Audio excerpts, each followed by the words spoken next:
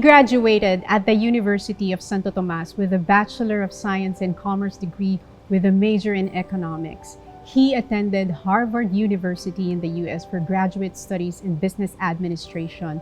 He is also a certified barista upon completion of an advanced food and beverages service course at TESDA in 2012. And the Polytechnic University of the Philippines gave him an honorary Doctor of Humanities degree in 2013. He's the former Director General of TESDA, and he is now the Chairman of Senate Committee on Labor and Higher Education. He is the Philippine Senator we have with us today, Sir Joel Villanueva. Hi, Sir Joel. Hi, ma'am, and welcome to Bulacan. Thank you for Kaya coming nga over. parang it's been a long time. Kanina we were talking about it. The last time we saw each other was 20 years ago. And we had this conversation. That's 20 years ago in Hong Kong. I think if it's an anniversary or of JIL. Parang na open stadium. Yes. That was the last time. That was the first and parang last encounter natin. Tapos Yes. ngayon na lang uli. Oo nga Parang po. it's been a long time. A lot 20 has years is a happened. long time. 20 years is a long time. A lot has happened. Ang narinig ko po, parang bihira na kayong pumupunta dito sa area na to. Kasi my mom and my sister actually talagang designed this place, every detail. Kaya, well, life goes on. Yeah, their memory lives on in every Yes. corner, every wall. Sila pala nag-design ito. Mhm. Pero pag-usapan lang po natin kasi since we had this conversation 20 years ago, but we never really talked about what is it like growing up being the son of Brother Eddie Villanueva. Growing up, there's some sort of pressure being a pastor's kid. There's this pastor's kid syndrome. Na? May pressure. Gotta be prim and proper. You cannot curse. You cannot, do this and that, etc. But, some of my friends would say, "My God, you are the son of Brother Eddie." Eh, bakit? Kasi I'm on the opposite side. Siguro parang defense mechanism dahil, I was bullied a lot. I came from Bulacan to UST, probinsyano, may punto. Bulacan ako ako taga dito. Tapos biglang pastor's kid. Nagtitinda ka ba ng luya? Mahilig sa alleluia yung tatay mo, etc. So, naging parang ko yun eh. Somehow iniwasan ko. Kaya I wasn't part of any ministry in the church. Growing up. Parang not a lot of people realized na parang I was a silent rebel. I grew up celebrating my birthday from 1st grade to 5th grade without my dad. Huh? Because during that time, the church is starting and may mga conferences sa Amerika, nagsisimula pa lang JL, napakaliit. So may mga nag-sponsor for local churches here in the Philippines na pupunta ng Amerika for conferences. Laging summer yung birthday ko, August 2nd. So my dad would go there for 5 years. So nagbe-birthday ako, wala siya. But Ilang taon po kayo noon? first grade, second grade, third grade, fourth grade, fifth, hanggang grade 5. Wala siya. And parang yun, nagdi-develop yung sa puso mo na bakit ganun. Parang kalaban ko yung ministry sa tatay ko, etc. During the time, you don't realize, no? Parang you were this child, kasi you're the second sa apat na magkakapatid. Yes. You had this feeling that the ministry is taking my father away from me. And even my mom. So I actually grew up with my grandmother, si Inang Nena. I'm a lola's boy actually. Kanina po sabi nyo you were a rebel. In what way? Like, paano nyo masasabi na, okay, I rebelled because I did this? I in a way? don't want to be called the pastor's kid. I don't want to be called yung tatay mo nagbebenta ng luya or make fun of you because UST is a oldest Catholic university in the world, probably founded in 1611, and I'm there as the son of Brother Eddie. In my first year, I was 13 years of age. Sumabog yung my dad is being called fundamentalist. So all sorts of mocking and mga birong hindi maganda. So I get into a fight. Yung pagsuntukan kayo? A lot of fight. As in physical fight? Yes. And that's why you could just imagine their surprise to find out na ako ay anak ni Brother Eddie. Even my girlfriend na naging asawa ko, when she found out na I'm the son of Brother Eddie, she was so shocked. Ano ka ng pastor? Girlfriend ko na siya. So parang nung time na yun, medyo talagang in a way, yung pagiging rebel nyo is you don't wanna be recognized as a pastor's son. Did you drink before? Did you smoke before? Hindi, Nag-cutting because- classes ba kayo Yung noon? mga yan, lahat. But yung drinking and smoking, it's probably because of me being involved with the varsity team of UST. I was the co-captain of the basketball team. I was the only representative of UST to palarong pambansa in 92. Speaking of sports, nag-UAAP po kayo.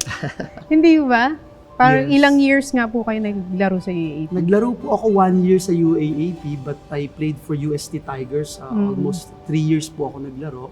Tapos sa UST Golden Nuggets naman sa high school, ibig sabihin, naglaro din ako ng 2 years.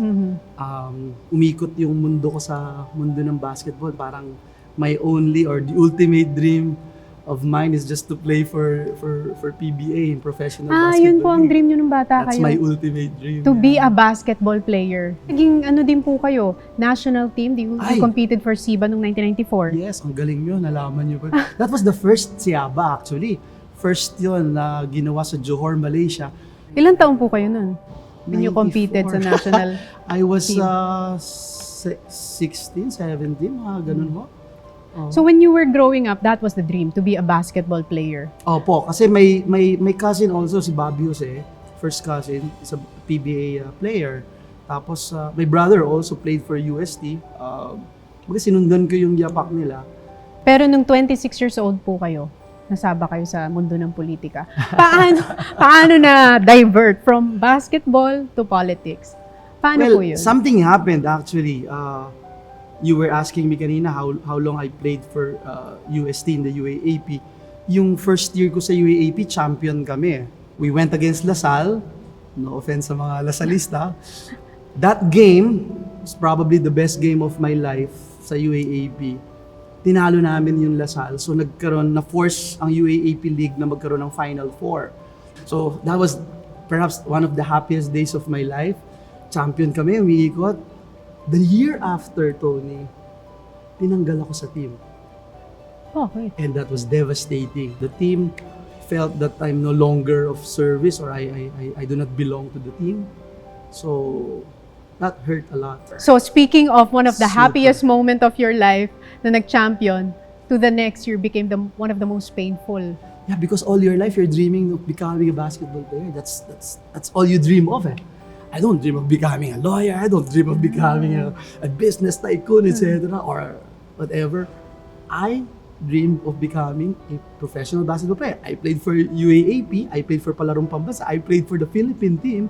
And I thought this is the way The to calling. go. This My is the- calling. yes. This is my purpose in life. But you know, for me, Toni, kung hindi nangyari yun, I wouldn't be here in front of you or I wouldn't be the man that I am today.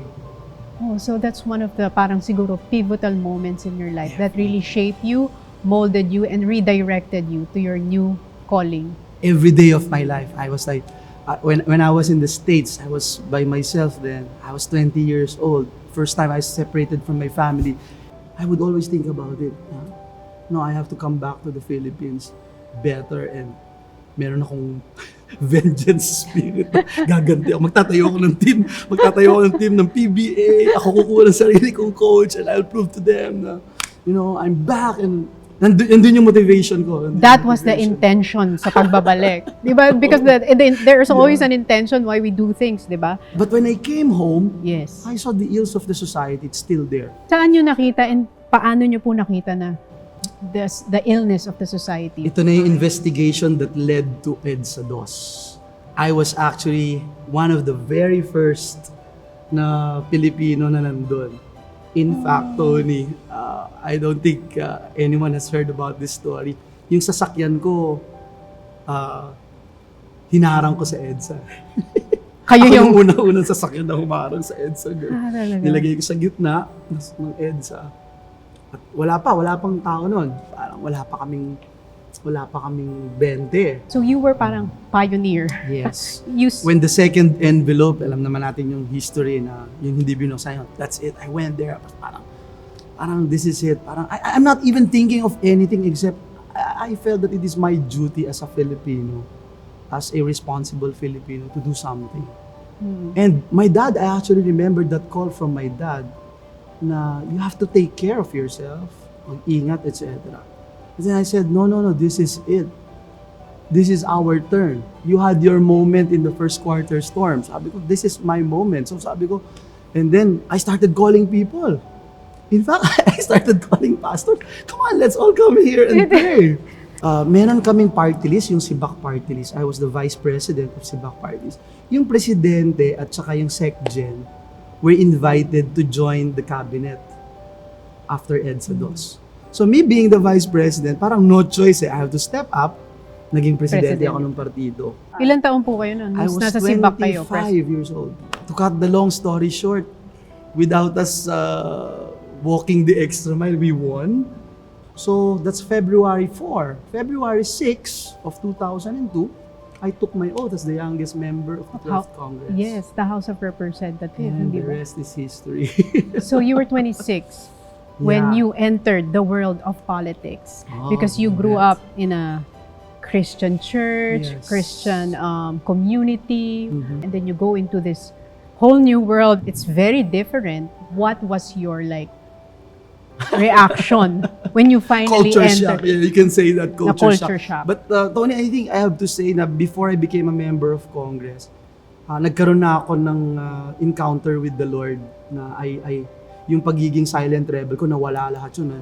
Nag-transform na yung buhay ko after my experience in the States, after I was kicked out from the varsity team. Nagkaroon ng changes sa buhay ko. Unti-unti. Paano kayo nagkaroon ng encounter with? Kasi di ba yung relationship with the Lord, Yes. personal yun eh. Yes. It's been there, no? The seed was planted long time ago. When I was by myself in the States, talagang I seek His direction, I seek His... kaya when I came home, wala lahat ng galit eh. Yung revenge, nawala na lahat yun eh. Pinalitan lahat ng Lord yun ito yung purpose ko sa'yo. Nakita ko clearly eh.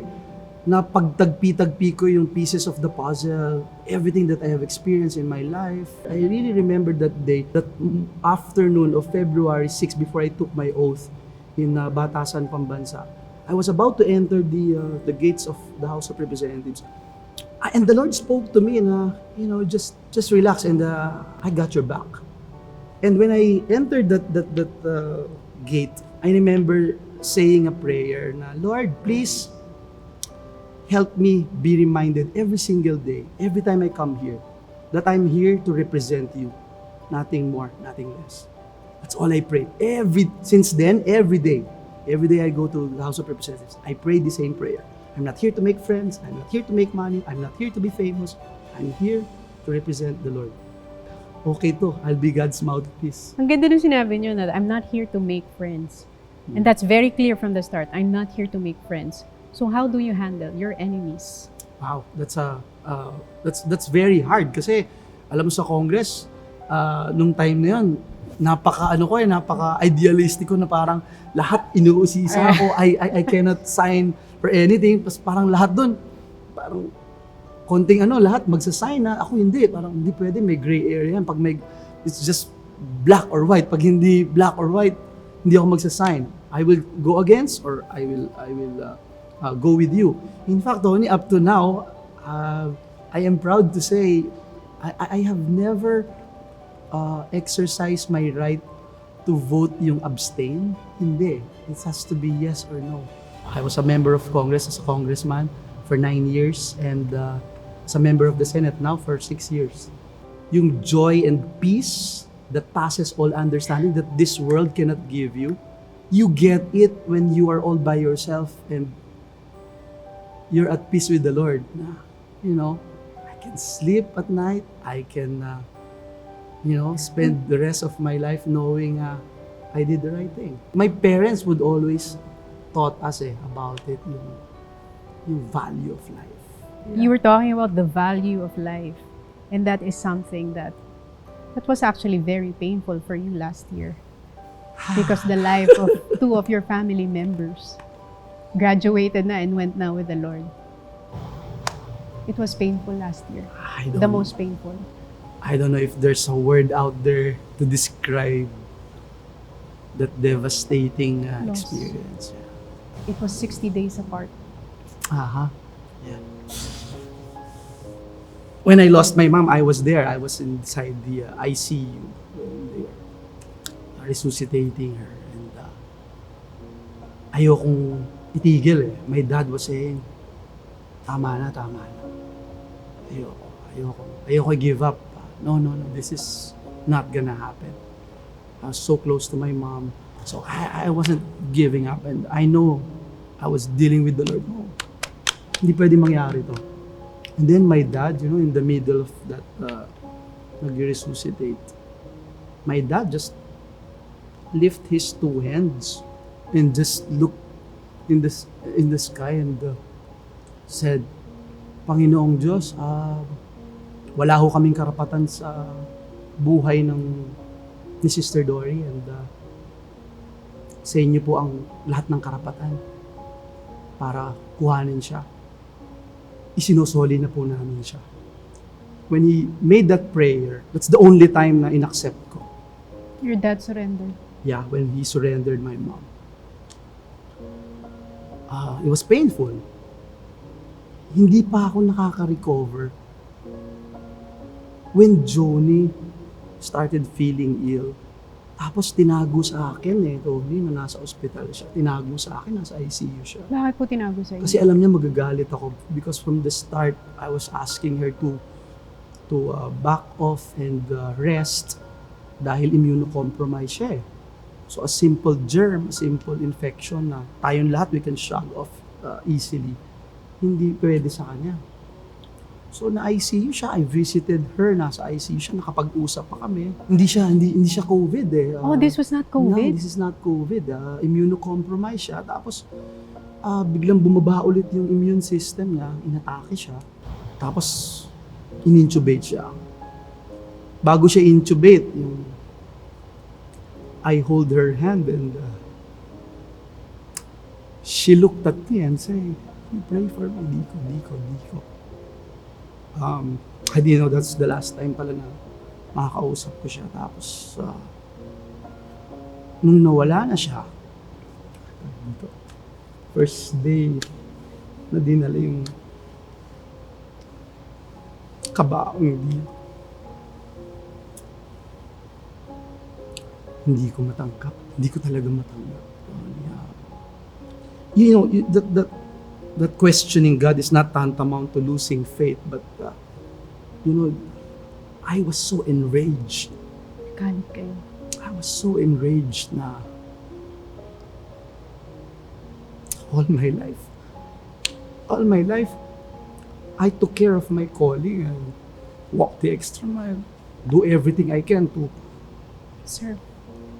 to just please the Lord, nothing more. And here I am in front of my sister's casket, my best friend, 42 years of age. Meron 3 years old si Lexi na iniwan ng mga anak niya. Hindi ko matanggap Hindi ko talaga matanggap. And I was asking him, why do we have to go through this? I mean, I'd say it's not just, sorry. Yes. Sorry. Yes.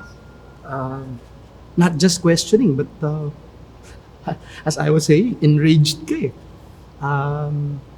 Hindi mo talaga maintindihan.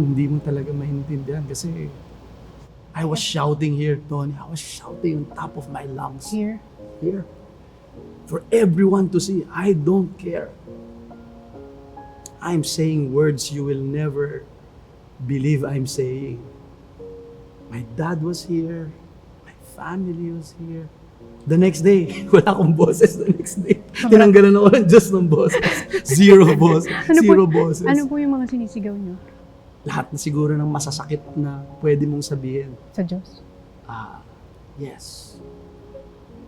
Dahil hindi ko maintindihan. Dahil nasasaktan ako. Dahil sa sobrang pagmamahal sa nanay ko at kapatid ko lalo na. But even after that, I couldn't sleep. Nagsosorry ako sa Lord kaagad. Nagsosorry ako kasi, Toni, iniisip ko baka biglang dumating si Lord, mapunta pa ako impyerno, matsambahan ako. So nagsosorry ka. Pero galit ka. Yeah. Tama ka. That's the exact description. Nagsosorry ka kasi takot ka lang sa kanya eh. Takot ka lang sa kanya pero hindi ka masaya eh. Hindi ako masaya. Hindi ka masaya sa kanya. Parang bad trip ka. Yes. Bad trip ka pero natatakot ka rin. You know, I have to say, I'm still a work in progress. I cannot say natatapos na. I don't think the pain will go away. I don't think so. But it's up to you whether you will stay on that pain and continue to be bitter or you wanted to grow from that pain. Because for me, I think it's very clear right now that it's now up to us for the living to continue what they have started, to continue the cause. We all know that we have our own purpose in life. Sila na, nagawa na nila, nagampanan na nila with flying colors. They can graduate. Tayo, every day na humihinga pa rin tayo, it is God's way of telling us, I'm not done yet with you. Perhaps what I'm looking forward to, ensuring that I stay the course and Even in pain. even in pain. May mga napasa kaming batas na inalay ko sa kanila kasi yung mom ko laging yung GMRC, yung Good Manners and Right Conduct. Pinasa namin yan, yung batas na yan. And I offered it to my mom. Tapos si Johnny, when nakaburol siya dito, we were discussing yung doktor para sa bayan. Now it's a law that will dramatically increase the number of doctors in the country because right now we only have 3 doctors for 10,000 Filipinos. Sabi ng WHO, dapat 10 doctors kung 10,000 yung aasikasuhin. Tayo, 3 lang. Tapos mas marami pa nasa Metro Manila. So, ngayong taon na to, we put in 1.2 billion pesos for that. Yung schools, tinulungan natin kasi there are 10 regions in the country na wala ni isa na nag-o-offer ng School of Medicine na public school. Imagine 10 regions. So this year, nag-start tayo ng 2-3. Next year, another 2 or 3. And I remember when we passed the measure, yung halos ang daming senators na nagsalita na when they congratulated me, they made mention about my sister Joni na yun yung pangarap ko na magkaroon tayong maraming doktor. Actually, Toni, until now, I'd be hypocrite to say na tinatanggap ko na eh. Because hindi pa rin, nahihirapan. I know that I have to, but nahihirapan. But I know that there's a purpose. I know that there's a big thing that would come out from this na maiintindihan ko. You value life even more. You value relationship even more. You value time even more. You value opportunities in life even more. That for me is, I think, more than enough to realize and also honor the life of my mom and the life of Toni. Yung song ni Laura Story na sinasabi doon na this is not our home eh. Yun, tumitimo at talagang binabare na yung puso ko na yun yung nire-remind sa'yo ng Diyos na we are all here as borders in this world. And there will come a time na pupunta tayo dun sa talagang permanent residence natin throughout eternity. Walang graduation. Not even 1 billion years. No. Throughout eternity. You feel so good when you see yourself doing what God wants you to do. Yun yung pakiramdam ko lagi. And the thing that God wants you to do right now is to be here in the Senate, be His mouthpiece. Nothing has changed. Just as the first day I entered the world of politics, nothing has changed.